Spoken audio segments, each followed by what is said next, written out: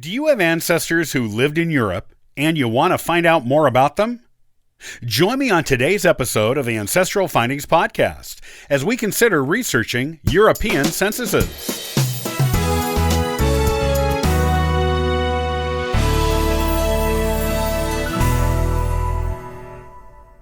The United States has taken a national census every decade since 1790.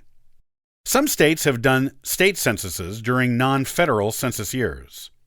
These are excellent resources for genealogists and can reveal a lot of fascinating and new information about your ancestors. In fact, the census records are usually one of the first record sets new genealogists use in their research, as they are considered one of the most basic genealogy tools.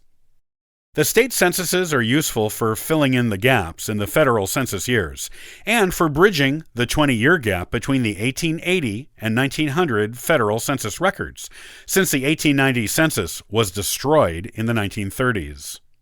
However, most of us have relatives who came from other countries, unless we are 100% Native American. This means you'll probably be looking at foreign record sources eventually, if you want to take your family history research beyond America. The good news is that census records are not unique to America. Other nations have been using them for centuries, and they may be available to you in searching for your ancestors. Here is what you need to know about European census records. Depending on the country you are searching, you may find census records in Europe going back into the Middle Ages, or only into the past century. Many European nations kept medieval census records, but destroyed them when they were no longer needed, or lost them to poor preservation methods through the centuries. Others have extremely well-preserved collections. Other nations, or regions within certain European nations, converted their census data to statistical abstracts that don't include names, ages, and other household information, but just numbers in regards to how many people lived where and when in that region. Another thing to remember about European censuses is that most of them aren't indexed. This means you'll need to have a good idea of the town in which your ancestors lived, when they lived there, and be willing to search page by page for them, often in foreign languages you may not know. Also, keep in mind that borders were continually changing in Europe, along with the names of countries, for centuries. Be sure to do your research on the country you plan on searching to be sure where its borders were located and what it was called at the time you need to search it. If the borders have changed, you might need to look in a different country than the one your ancestors lived in. Often, when borders change, the census records don't move with them. They stay in the same place and become part of the records of the new country created from the border change.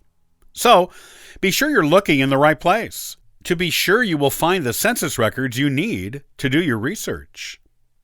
England and Canada are exceptions to the rule when it comes to non-indexed census records.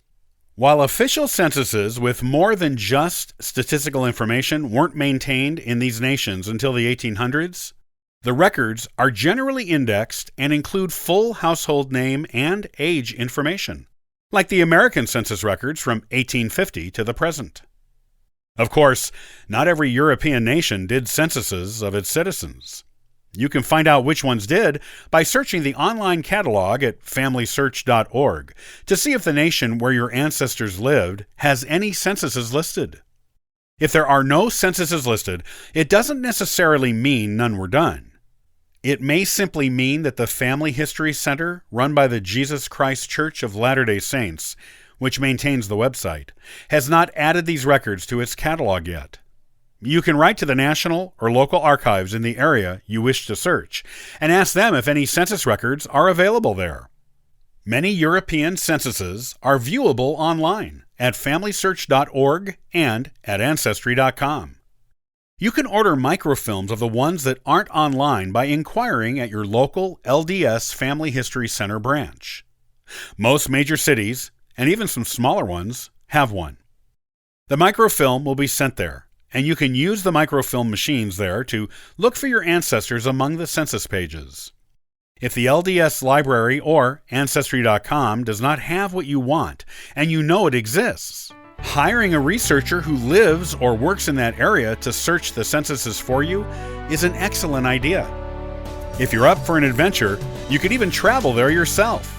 See where your ancestors lived in person and look at the census records on site, where translators will usually be available to assist you in reading the information in the records.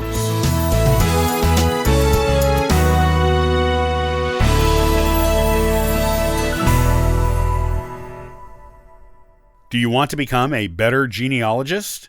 You can. Join me on the next episode, and I'll give you 3 ways you can be constantly improving your genealogical skills. I'll see you next time on the Ancestral Findings podcast. And for further info, you can visit us at ancestralfindings.com. Copyright by Ancestral Findings, all rights reserved.